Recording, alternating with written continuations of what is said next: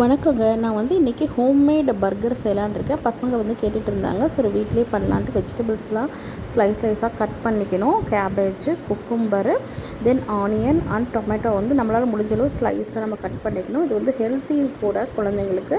அப்புறம் வந்து சிக்கனை வந்து நல்லா போன்லெஸ் எடுத்து மிக்சியில் அடித்து அதில் இஞ்சி பூண்டு உப்பு காரம் போட்டு வடை மாதிரி தட்டி எடுத்துக்கணும். எண்ணெயில் போட்டு பொரித்து நெக்ஸ்ட்டு பர்கர் பன்னு, அப்புறம் வந்து நமக்கு தேவையான டொமேட்டோ சாஸ் இருக்குது இல்லைங்களா, spicy and sweet tomato sauce, then மைனஸும் எடுத்துக்கிட்டேன்.